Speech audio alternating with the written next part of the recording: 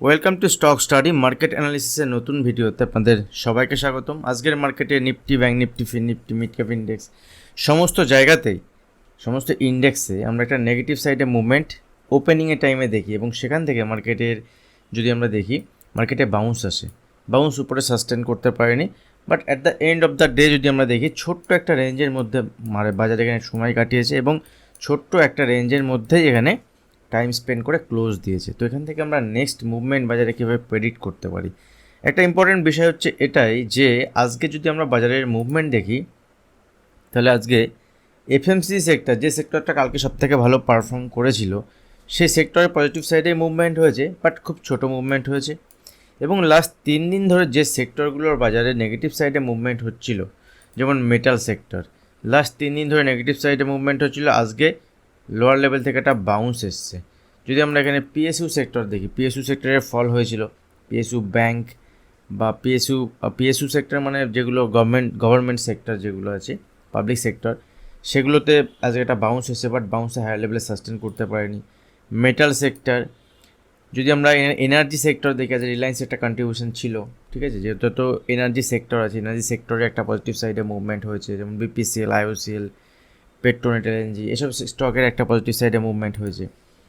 Small cap যে index আছে সেখানেও কিন্তু লোয়ার লেভেল থেকে বাউন্স। দ্যাট মিনস একটা জিনিস যদি আপনি অবজার্ভ করেন তাহলে বুঝতে পারবেন যে লাস্ট 3-4 দিন ধরে যে সেক্টরগুলোতে, যে ইন্ডেক্সগুলোতে নেগেটিভ সাইডে মার্কেটের কন্ট্রিবিউশন ছিল, তারা আজকে একটা বাউন্স এসছে, ঠিক আছে।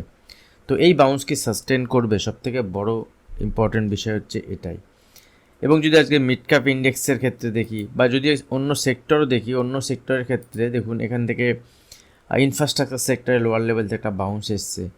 নিফটির ক্ষেত্রে একটা মুভমেন্ট আমরা লোয়ার লেভেল থেকে আজকে দেখেছি। তো আজকে দেখুন এইচডিএফসি ব্যাংকের যদি মুভমেন্ট দেখি, ব্যাঙ্কিং সেক্টর যে স্টকগুলো আছে, ব্যাঙ্কিং সেক্টর অলমোস্ট নেগেটিভ সাইডেই মুভমেন্ট হয়েছে এবং নেগেটিভে ক্লোজ দিয়েছে। গ্যাপ ডাউন ওপেন হওয়ার পরে ব্যাঙ্কিং সেক্টর উপরের দিকে যেতে পারেনি এবং এইচডিএফসি ব্যাঙ্ক, আইসিআইসিআই ব্যাঙ্কের নেগেটিভ সাইডেই আজকে মুভমেন্ট দেখিয়েছে।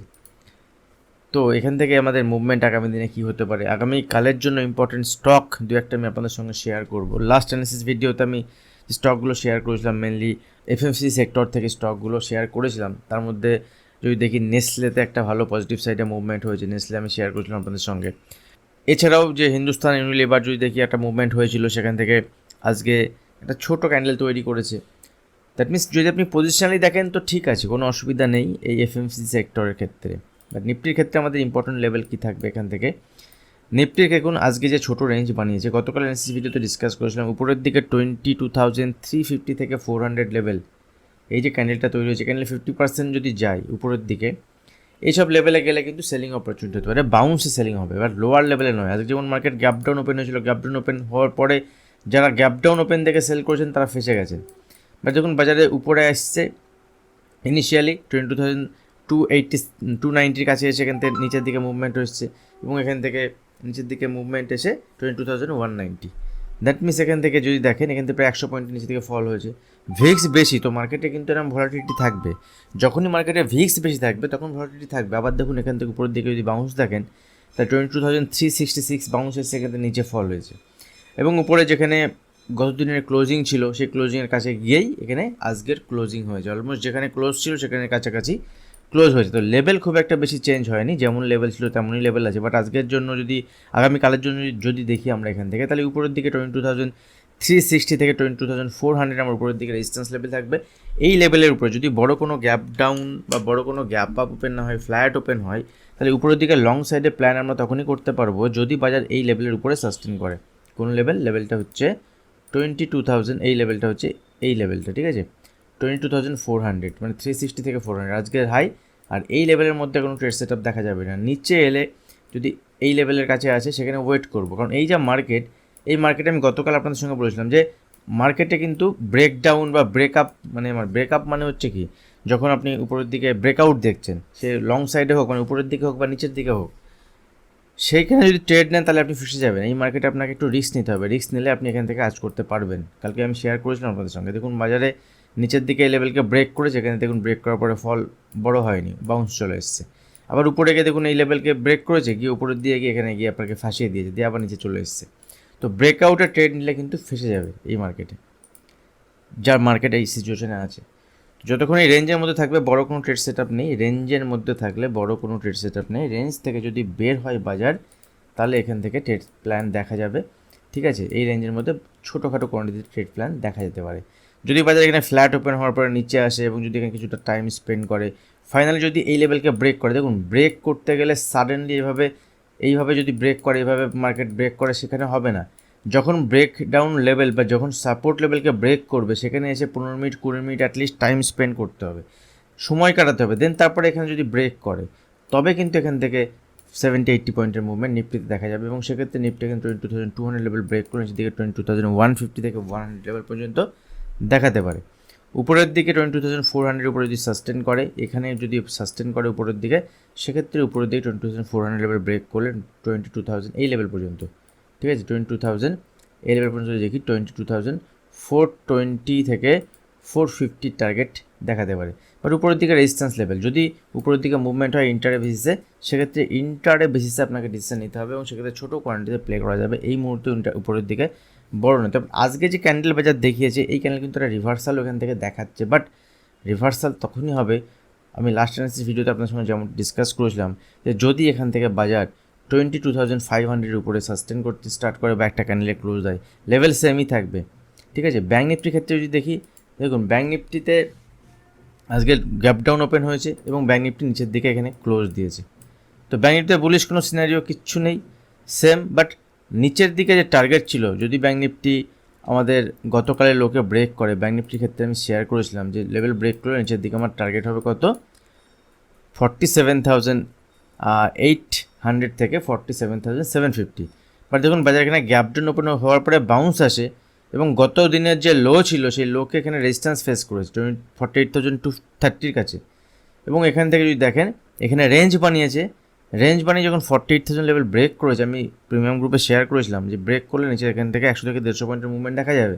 এক্স্যাক্টলি যদি দেখেন 48,050 লেভেলকে ব্রেক করেছে 47,850, মানে মোটামুটি যদি 150-200 পয়েন্টের মুভমেন্ট কিন্তু এখানে খুব ফাস্ট 10-15 মিনিটের মধ্যে দিয়ে দিয়েছে এবং তারপরে আবার এখান থেকে বাউন্স চলে এসেছে এবং একটা রেঞ্জের মধ্যে কাটিয়ে দিয়েছে। তো এই আজকের যে রেঞ্জ আছে, এই রেঞ্জ ইম্পর্টেন্ট, নিচের দিকে কি উপরের দিকে। যদি উপরের দিকে মুভমেন্ট হতে হয় তো অ্যাটলিস্ট এখানে ব্যাঙ্ক নিফটিকে 48,250 উপরে সাস্টেন করতে হবে। 200-250 উপরে যদি সাস্টেন করে, দেন রেঞ্জ বানাতে দিন, তারপরে উপরের দিকে মুভমেন্ট হলে 48,500 পর্যন্ত মুভমেন্ট দেখাতে পারে। বাট 48,500 আবার রেজিস্ট্যান্স লেভেল, লেটস সি কী হয়। বাট নিচের দিকে যদি ব্যাঙ্ক নিফটি এখান থেকে 47,900 লেভেলকে ব্রেক করে, ব্যাঙ্ক নিফটি উইক হবে, সেক্ষেত্রে ব্যাঙ্ক নিফটি নিচের দিকে টার্গেট হবে 47,750 থেকে 47,600, 47,500 টার্গেট পর্যন্তও দেখাতে পারে। উপরের দিকে দেখুন যেভাবে মুভমেন্ট হচ্ছে উপরের লেভেল থেকে, বাজারের নিচে আসছে, বাউন্স আসছে আবার নিচে। তো এখান থেকে যদি উপরের দিকে মুভমেন্ট হতে হয়, তাহলে আমার ব্যাঙ্ক নিফটিতে 48,500 উপরে সাস্টেন করতে হবে, দেন আগামী দিনে আমরা লং সাইডে প্ল্যান করব। আদারওয়াইজ বাউন্সে সেলিং অপরচুনিটি হতে পারে। মিড ক্যাপ ইন্ডেক্সের ক্ষেত্রে যদি দেখি, দেখুন মিড ক্যাপ ইন্ডেক্সে আমি লাস্ট দিন আপনাদের সঙ্গে শেয়ার করেছিলাম যে মিড ক্যাপ ইন্ডেক্সের ক্ষেত্রে উপরের দিকে যে আমাদের লেভেল থাকবে মিড ক্যাপ ইন্ডেক্সের, that means mid cap select যেটাতে ট্রেড হয়, ঠিক আছে, মিড ক্যাপ সিলেক্ট যদি আমরা দেখি, সেই ইন্ডেক্সের ক্ষেত্রে আমরা আজকে দেখেছি যে উপরের লেভেল থেকে মিড ক্যাপ সিলেক্টের একটা সেলিং এসছে এবং যে লেভেলটি আমি আপনাদের সঙ্গে শেয়ার করেছিলাম যে এইখানে যে অনেকটা ফল 200-250 পয়েন্টের ফল হয়েছে, তো এখানে কিন্তু সেল করা যাবে না, সেল করতে গেলে বাউন্স আসতে হবে। কিন্তু আজকে যদি মার্কেটে দেখুন দুদিকে আপনাকে ট্রেড প্ল্যান আজকে দেবে, যদি এখান থেকে বাজার আপনি দেখেন এই জায়গাতে বাজার অনেকটা সময় এখানে সময় কাটিয়েছে, এখান থেকে কতদিনের রেঞ্জ ছিল, নিচে এসছে বাজার, প্রিভিয়াস ডে লোকে ব্রেক করেনি এখানে, ঠিক আছে, এবং এই লেভেলে বাজার টাইম স্পেন্ড করেছে, একটা প্রাইজেশন বানিয়েছে, এখান থেকে উপরের দিকে একটা ভালো মুভমেন্ট বাজার দেখিয়েছে।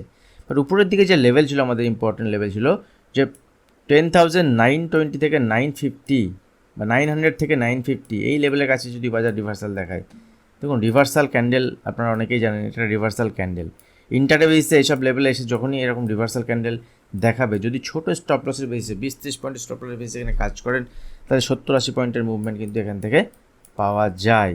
তো মিড ক্যাপ ইন্ডেক্সে দেখেছি উপরের লেভেল থেকে এখানে আমাদের সেলিং এসছে। বাট আগামীকালের জন্য মিড ক্যাপ ইন্ডেক্স খুব ইম্পর্টেন্ট, ভাইটাল হতে পারে এখানে। যদি এই যে রেঞ্জ দেখছেন, এই রেঞ্জে আজকে যেটা বানিয়েছে উপরের দিকে কত 10,960 মোটামুটি, আর নিচের দিকে 10,870, মোটামুটি এখানে 90 পয়েন্টের রেঞ্জ বা 100 পয়েন্টের যে রেঞ্জ, এই রেঞ্জটাকে মার্ক করে রাখুন। যদি এখানে ফ্ল্যাট ওপেন হয়ে মার্কেট এই লেভেলকে ব্রেক করে 22,870 860 লেভেলকে ব্রেক করে নিচের দিকে আবার এখানে টার্গেট হবে 10,870 860 লেভেলকে ব্রেক করলে নিচের দিকে টার্গেট হবে 10,800, এবং 10,800 নিচে যদি মুভমেন্ট হয় সেক্ষেত্রে আবার নিচে দেখা যাবে। আদারওয়াইজ এই লেভেলে এলে একবার প্রফিট বুক করতে হবে, ঠিক আছে।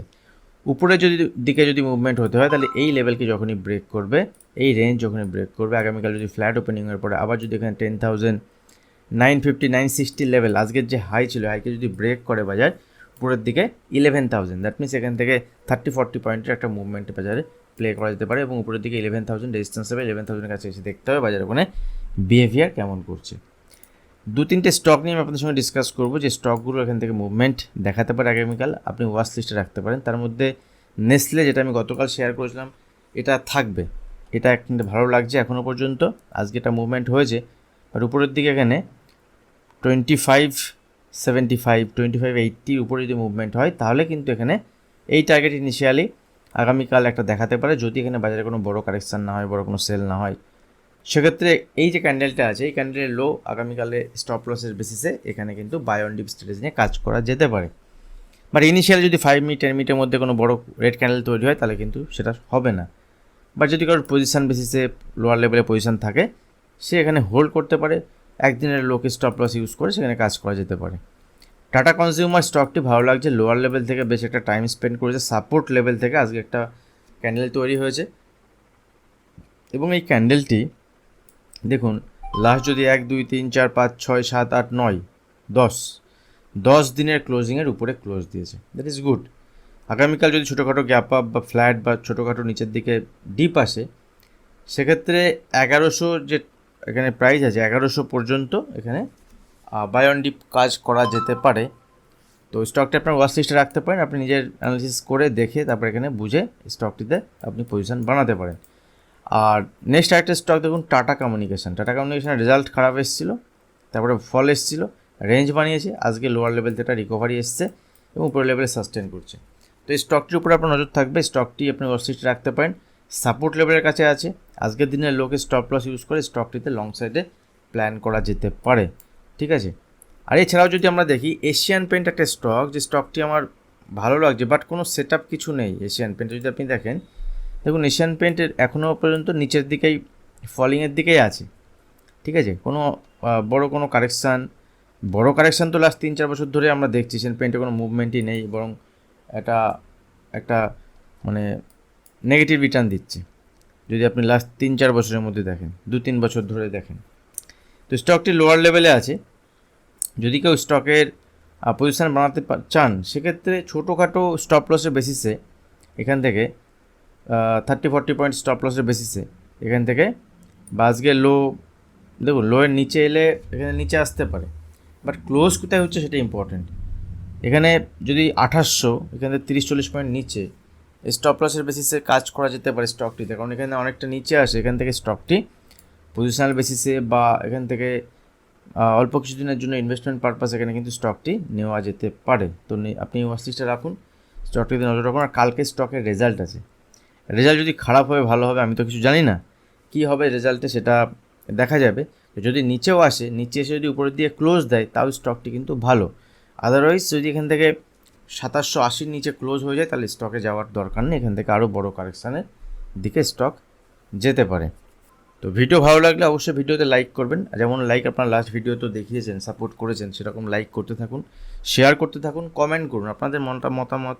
আর আপনারা বিভিন্ন সময় স্টক শেয়ার করছেন, তো স্টকগুলোর মধ্যে যেমন একজন শেয়ার করেছেন, আমি একটা কভার করে দিই, ইউবিএল স্টকটি যদি আমরা দেখি, দেখুন ইউবিএলের আমি আপনাদের সঙ্গে শেয়ার করেছিলাম। ইউবিএল দেখুন, যারা আমাকে ফলো করেন তারা জানেন ইউবিএল আমি এই লেভেলে ব্রেকআউট হওয়ার পর আপনাদের সঙ্গে শেয়ার করেছিলাম যে স্টকটি এখানে নিচে এলে রিটেস্ট করতে পারে এই লেভেলে 1900 পর্যন্ত এই 1900 লেভেলে বেস্ট বাইং অপরচুনিটি হতে পারে, ঠিক আছে। যদি এর নিচে আসে তবে উইক হবে, আদারওয়াইজ ঠিক আছে। তো ইউবিএল নিয়ে আমি আপনাদের সঙ্গে ভিডিওতে শেয়ার করেছি, আপনার টেলিভিশনে ভিডিও দেখবেন, কোনো না কোনো স্টক আমি ওখানে কভার করি, আর আপনারা কমেন্ট করতে থাকুন, কোনো না কোনো ভিডিওতে আমি সেই স্টকগুলো নিয়ে ডিসকাস করতে থাকবো। ইউবিএল অসুবিধা নেই, যদি নিচে আসে সেক্ষেত্রে এখানে 1908 পর্যন্ত সাপোর্ট লেভেল। এখানে একটা ব্রেকআউট হয়েছে বেশ কয়েকদিনের।